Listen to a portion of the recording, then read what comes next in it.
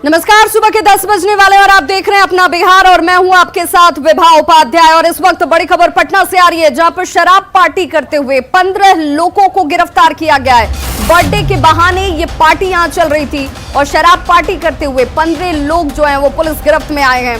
Birthday party का बहाना कर ये पार्टी यहां पर की जा रही थी। बुद्धा कॉलोनी के एक होटल से इन सभी 15 लोगों को गिरफ्तार किया गया है। गिरफ्तार लोगों में 3 डांसर भी शामिल हैं।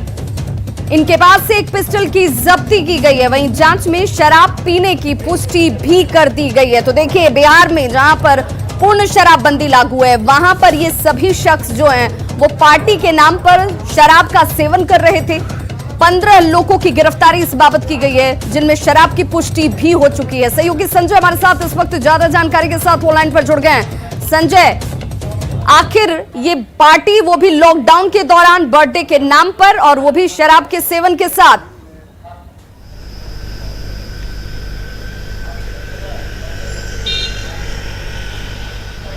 संजय, अब तक हमारी आवाज पहुंच पा रही है?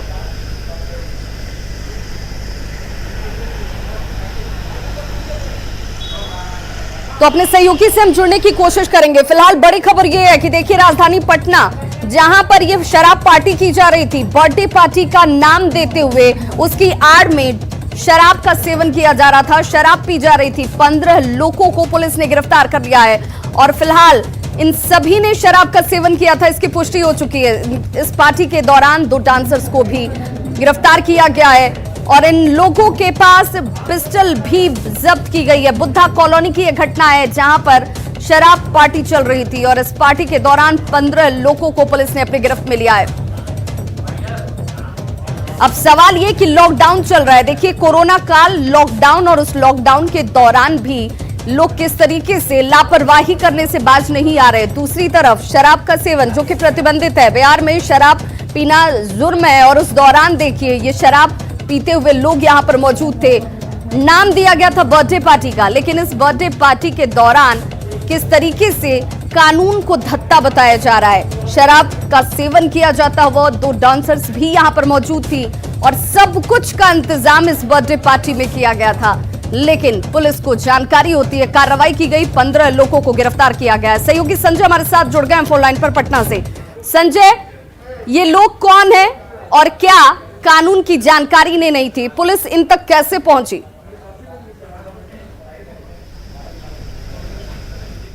वाला ये वाकया कि रात 2 बजे तक पार्टी चल रही थी। बर्थडे के नाम पर ये पार्टी चल रही थी। बड़े होटल में ये पार्टी ऑर्गेनाइज की गई थी और शराब के साथ ही जो डांसर हैं उनसे डांस करवाया जा रहा था। पुलिस को सूचना मिली, उसके बाद पुलिस ने छापेमारी की है। 12 जो मेल पर्सन है वो पकड़े गए हैं और 3 डांसर जो है वो पकड़ी गई है। जो पुलिस अधिकारियों से मेरी बात हुई है, उनका दावा है कि जो डांसर है वो भी नशे में धुत है और जो पकड़े गए लोग हैं उसमें अधिकांश लोग 8-9 लोग जो है वो नशे में धुत है। सभी को फिलहाल PMCH भेजा गया है और इसमें एक डॉक्टर है, छपरा के बड़े डॉक्टर है, उनका बेटा भी है, लाइसेंसी पिस्टल भी रिकवर किया गया है। और वाकई में ये हैरत अंगेज कर देने वाला वाकया, जो होटल प्रबंधन है उसके खिलाफ भी पुलिस कार्रवाई कर रही है और निश्चित तौर पर राजधानी पटना में एक चैलेंज किया गया है पुलिस को और पुलिस ने समय रहते इसमें कार्रवाई की है। जो पकड़े गए लोग हैं उनसे लगातार पूछताछ जारी है और लॉकडाउन की जिस तरीके से धज्जियां उड़ाई गई है, जो सभी पकड़े गए लोग हैं इसमें सभी लोग पढ़े लिखे हैं और सबसे बड़ी बात है कि इन सभी को लॉकडाउन के नियमों की जानकारी है। उसके बावजूद उसका इन लोगों ने माखौल उड़ाया है। पुलिस अधिकारी पूरे मामले की खुद अपने लेवल पर छानबीन कर रहे हैं और सभी के खिलाफ बुद्धा कॉलोनी थाने में FIR रजिस्टर किया जा रहा है। जी विवाह, बिल्कुल, बहुत बहुत शुक्रिया संजय तमाम जानकारी के लिए। देखिए, ये सवाल भी कि पढ़ लिख कर भी अगर आप कानून को धत्ता बताते हैं और उस तरीके से जब बिहार में लॉकडाउन है, शराबबंदी है और वहां उस दौरान एक जिस तरीके से होटल के अंदर ये पार्टी चल रही थी, वो अपने आप में कई सवाल को जन्म देती है। और बड़ी खबर पटना से ही, जहां पर लॉ एंड ऑर्डर को लेकर आज मुख्यमंत्री नीतीश कुमार 11 बजे के आसपास एक बड़ी और महत्वपूर्ण बैठक करने वाले हैं। मुख्यालय स्तर पर यह समीक्षा बैठक लॉ एंड ऑर्डर के मद्देनजर बेहद महत्वपूर्ण हो जाती है। अधिकारियों के साथ यह बैठक की जाएगी और VC के जरिए इस बैठक का आयोजन किया गया है। चूंकि इस वक्त कोरोना के मद्देनजर तमाम जो आयोजन है वो वीडियो कॉन्फ्रेंसिंग के जरिए इस वक्त किए जाते हुए लॉ एंड ऑर्डर, जिस पर मुख्यमंत्री नीतीश कुमार का खासा जोर रहता है, इसे लेकर के उनकी मुस्तैदी साफ नजर आती है। इसके मद्देनजर आज की ये बैठक बेहद खास है और मुख्यालय स्तर पर यह समीक्षा बैठक आज 11 बजे सुबह में होने वाली है, जिस पर सबकी निगाहें टिकी हुई है। VC के जरिए इस बैठक का आयोजन किया गया है और इस बैठक में ये देखना होगा कि बिहार में इस वक्त लॉ एंड ऑर्डर को लेकर के क्या कुछ बैठक के बाद निष्कर्ष निकाला जाता है, किस तरीके से इसे और चुस्त और दुरुस्त करने को लेकर निर्देश दिए जाते हैं। मुख्यमंत्री नीतीश कुमार 11 बजे ये लॉ एंड ऑर्डर को लेकर के बैठक करते हुए नजर आएंगे।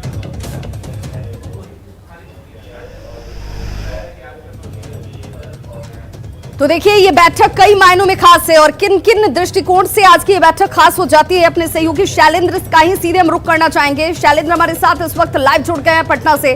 शैलेंद्र, आज 11 बजे ये बैठक शुरू होगी। एक लंबे अंतराल के बाद लॉ एंड ऑर्डर को लेकर मुख्यमंत्री नीतीश कुमार ये बैठक करते नजर आने वाले हैं। किन किन दृष्टिकोणों से इस बैठक को आज खास माना जाए, महत्वपूर्ण माना जाए?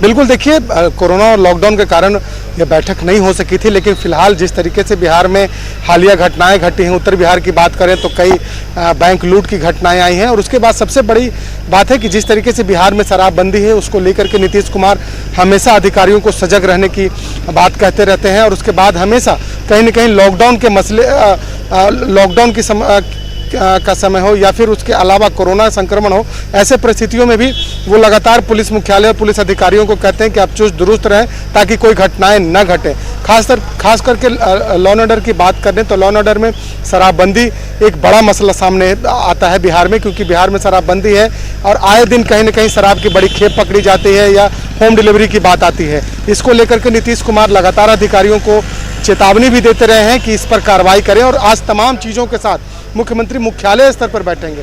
आमतौर पर जब बड़ी बैठक होती है उसमें हर जिले के डीएम और एसपी जुड़ते हैं, लेकिन आज गृह विभाग की जो बैठक होगी उस बैठक में जो मुख्यालय स्तर के जो बड़े अधिकारी हैं उन अधिकारियों के साथ नीतीश कुमार बातचीत करेंगे और पूरे विभाग की समीक्षा भी करेंगे। साथ ही साथ जाहिर सी बात है कि बैठक होगी तो कई दिशा निर्देश भी आएगा, लेकिन लॉ एंड ऑर्डर एक खास समस्या है। हत्या हो, लूट हो, डकैती हो, इस तरह की घटनाएं बिहार में बढ़ते रहती हैं, जिसको देख करके सरकार ने ये समीक्षा बैठक बुलाई है।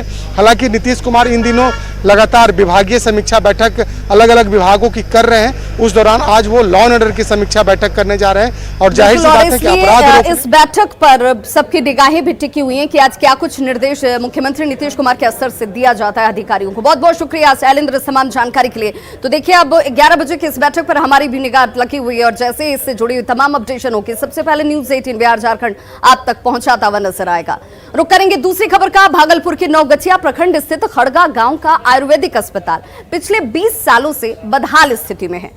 पहले इस अस्पताल में चिकित्सक, कंपाउंडर, ड्रेसर सभी लोगों की तैनाती थी और लोग यहां पर इलाज कराने के लिए पहुंचते भी थे, लेकिन टीवी, दम्मा, लकवा जैसे रोगों का इलाज जब उस वक्त हो रहा था, धीरे धीरे आयुर्वेद चिकित्सा की ये उदासीनता की वजह से अस्पताल खाली होता चला गया। अब हालात ये है कि यहाँ जंगल झाड़ उगाए हैं, यानी यहाँ पर मरीज नहीं पहुंचते, डॉक्टर मौजूद नहीं है। लोगों का ये कहना है कि सबसे गुहार लगाई जा चुकी है लेकिन कोई सुनवाई करने वाला नहीं है। अगर इस कोरोना काल में अस्पताल चलता तो इस इलाके के लोगों को सहूलियतें हासिल होती, लेकिन अभी भी ये अस्पताल खंडहर में तब्दील नजर आता है।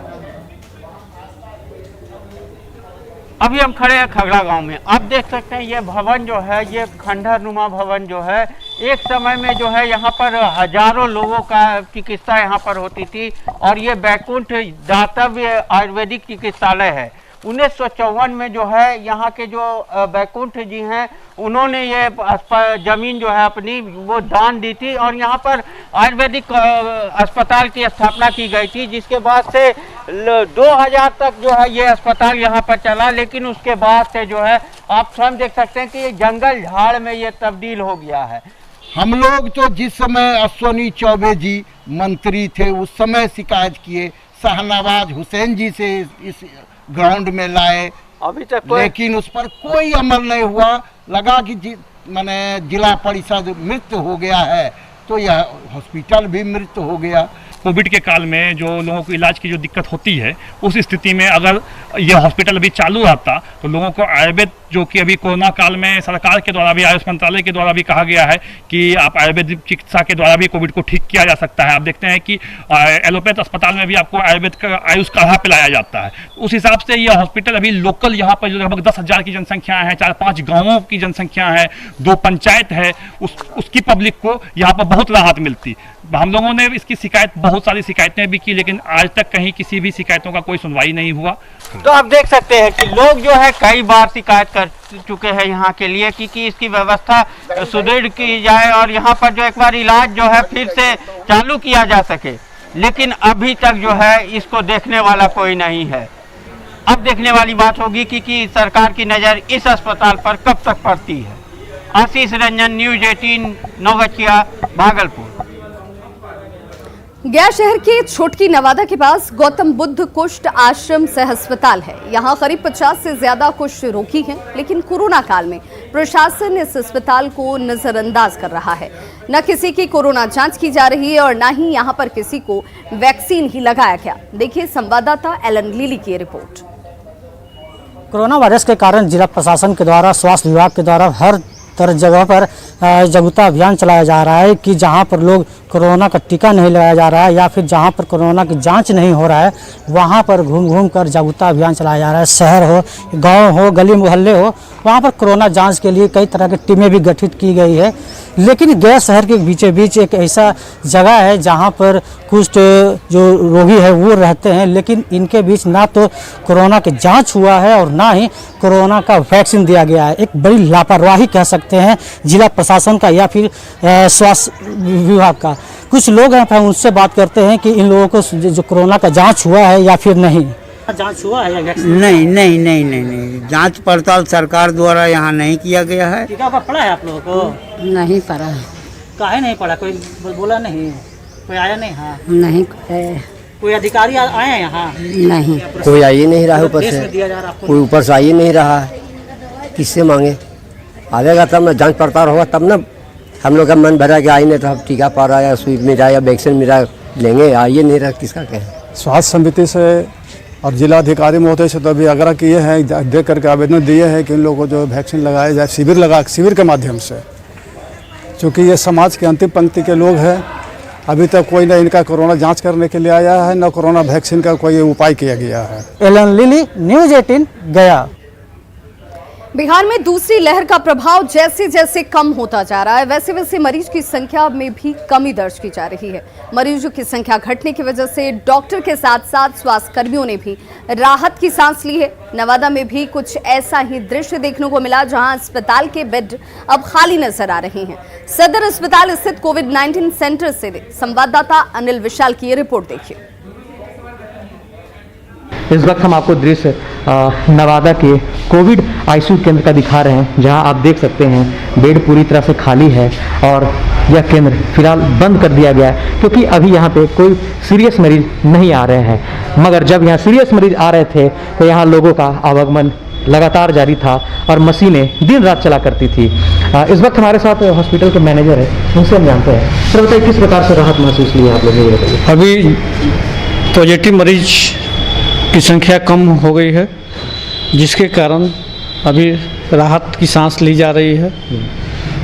क्योंकि कोविड का मरीज कम होने के कारण बहुत राहत हुई है। अभी पॉजिटिव मरीजों की क्या स्थिति है जिले में? अभी पॉजिटिव मरीज मेरे यहाँ अभी 8 हैं, जो रह गए हैं वो ऑक्सीजन लगा हुआ है, वो दूसरे वार्ड में हैं, तो 8 मरीज अभी तक हैं।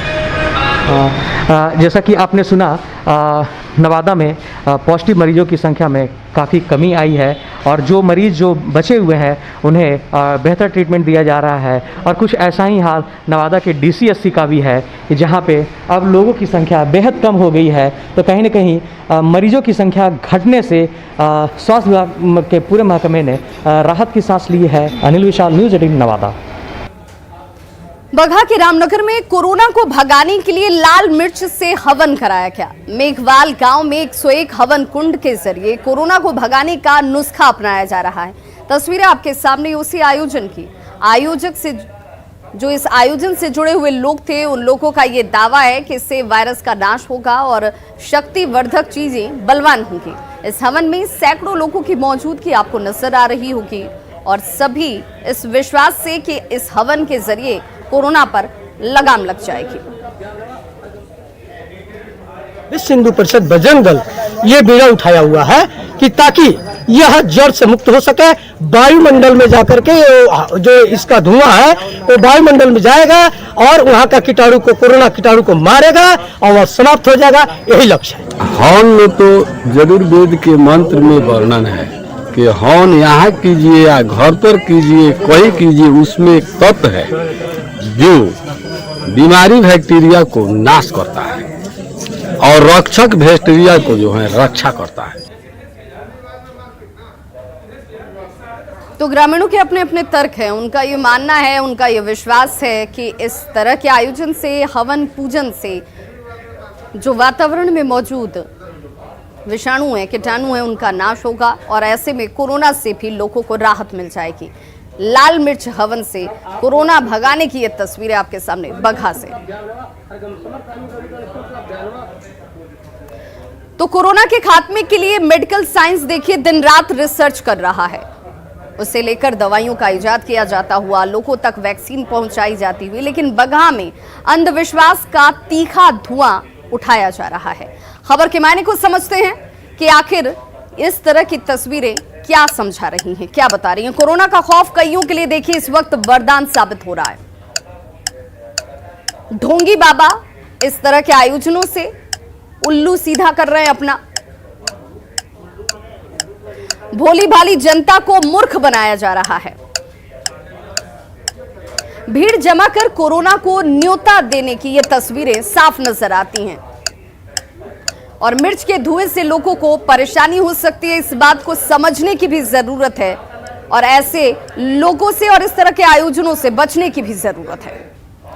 और अब बात एक ऐसी ट्रेन की जो पिछले 110 सालों से अपने शानदार सफर पर है। जी हां, भारतीय रेल की सबसे पुरानी ट्रेन अमृतसर हावड़ा एक्सप्रेस का 1925 में जमुई जिले के झाझा स्टेशन पर ठहराव सिर्फ इसलिए शुरू हुआ क्योंकि झाझा के गुलाबों पर एक अंग्रेज अंग्रेज अफसर वो मर मिटा था। उसे इतना ये ज्यादा पसंद आ गया कि यहां पर इसके स्टॉपेज दे दी गई। 005 Howrah Amritsar mail from Howrah to Amritsar via Varanasi, Lucknow has arrived at platform number 3. कृपया ध्यान दीजिए। अमृतसर हावड़ा एक्सप्रेस रात को जब झाझा स्टेशन के प्लेटफॉर्म पर आती है तो इसकी सीटी से ही लोग समझ जाते हैं कि पंजाब मेल आ गई। इस ट्रेन का सुनहरा सफर 1912 में शुरू हुआ जब भारत में अंग्रेजों का शासन था और पाकिस्तान भी हिंदुस्तान का ही हुआ करता था। उस वक्त ये ट्रेन पेशावर तक चलती थी, लेकिन आजादी के बाद यह अमृतसर से हावड़ा के बीच चलने लगी। अपने 110 साल के शानदार सफर पर निकली ये ट्रेन अपने अंदर इतिहास के सुनहरे पन्ने समेटे हुए हैं। इतिहास के उस सुनहरे अध्याय का नाम है झाझा का गुलाब, जो एक अंग्रेज अफसर के झाझा के गुलाबों से अद्भुत प्रेम की कहानी कहता है। जब तक वो अफसर अपने दफ्तर में झाझा के गुलाबों को देख नहीं लेता, तब तक उसका काम ही शुरू नहीं होता। झाझा इलाके में पहले गुलाब के फूल ज़्यादा होते थे और कोलकाता में ईस्ट इंडिया रेलवे का चेयरमैन का ऑफिस हुआ करता था। चेयरमैन के ऑफिस और कार्यालय को सजाने के लिए गुलाब फूल की ज़रूरत थी और उसी गुलाब फूल की ज़रूरत को पूरा करने के लिए झाझा स्टेशन पर इस ट्रेन का ठहराव शुरू हुआ, जो आज भी जारी है। गुलाब वहाँ से तैयार कर और ट्रेन पंजाब मेल के द्वारा कलकत्ता भेजा जाता था, जहाँ रेलवे बोर्ड के चेयरमैन के लिए वह सुबह सुबह उनके टेबल पर फूल सजाया जाता था। वक्त बदला, अंग्रेजी हुकूमत खत्म हो गई, अंग्रेज हिंदुस्तान छोड़कर चले गए। झाझा में गुलाबों की खेती भी बंद हो गई, लेकिन अमृतसर झाझा एक्सप्रेस अब भी अपने सफर पर है और अब भी झाझा में आकर रुकती है। अब ये ट्रेन बंगाल, बिहार और यूपी से मजदूरों को लेकर पंजाब जाती है। इन मजदूरों के लिए पंजाब मेल जैसी जिंदगी बन गई हो। जा रहे हैं, किस ट्रेन से जा रहे हैं? पंजाब मेल से जा रहे हैं, पंजाब मेल से भर जलंधर तक जाएंगे। जलंधर तक? हाँ जी, जलंधर से मैं बस पकड़ के मैं रूपेवाल चला जाऊँगा। अच्छा, क्या करने जा रहे हैं वहाँ पे? मैं यहाँ पर जा रहा हूँ जीरी धान धान लगाने के लिए। और इस ट्रेन की खासियत सबसे अहम ये रखती है कि ये ट्रेन टाइमली टू टाइमली अपने स्टेशन पर पहुँचती है, जिससे पैसेंजर को किसी तरह का असुविधा महसूस नहीं होता है। है। जी, बहुत महत्वपूर्ण ट्रेन है। अब भी पंजाब मेल इधर से गुजरती है तो हम लोग को लगता है, चूंकि हम लोग झाझा के नज़दीक है, स्टेशन के नज़दीक, तो लगता है पंजाब मेल जा रही है और पंजाब मेल का एक अलग सा रुतबा ही है स्टेशन पे। 005 Howrah Amritsar mail from Howrah to Amritsar. Amritsar Howrah express के प्रति लोगों का प्रेम यूं ही नहीं है। इसकी साफ सुथरी बॉगी, तेज रफ्तार और सबसे बढ़कर दशक साथ निभाने का भरोसा इसे भारतीय रेल में खास ट्रेन बना देती है। कम दूरी में दूरी तय करने के लिए इस ट्रेन का सहारा लेते हैं। आज भी यह ट्रेन का महत्व बहुत ज़्यादा है। लोग कहते हैं कि इतनी तेज़ गति से, जैसा कि 130 किलोमीटर प्रति घंटा की गति से शायद ही कोई ट्रेन होगी और इतनी मेंटेन ट्रेन होगी जिस पर लोग यात्रा कर सके। आज भी इस ट्रेन का महत्व काफ़ी है। केसी कुंदन, न्यूज़ 18 जमुई। अररिया सदर के झमटा मेटन गांव में दो पक्षों के बीच जमीन विवाद को लेकर हिंसक झड़प हुई। इस दौरान पारंपरिक हथियारों का प्रदर्शन किया गया। घटना की सूचना मिलने पर पुलिस की टीम वहां पर पहुंचती है। बावजूद इसके दोनों तरफ से हथियारों का प्रदर्शन होता रहा। पुलिस को हालात पर काबू पाने में सुबह से शाम लग गई। पुलिस ने दोषी लोगों के खिलाफ कार्रवाई की बात कही है। और इस वक्त बड़ी खबर बेतिया से आ रही है, जहां पर 6,93,000 रुपए की छिनतई की गई है। बैग में रखा हुआ कैश लेकर बाइक सवार दो अपराधी फरार हो गए हैं। बड़ी खबर इस वक्त बेतिया से सामने आती हुई, जिसमें 6,93,000 रुपए की छिनतई की घटना सामने आई है। बैग में कैश लेकर बाइक सवार दो अपराधी जो हैं वो फरार हो चुके हैं। बैंक से रुपए निकालकर घर जा रहा था व्यवसायी, जिस दौरान छिनतई की घटना को अंजाम दिया गया है। मुफस्सिल के चेक पोस्ट के पास घटना को अंजाम देने के बाद अपराधी फरार हो गए हैं।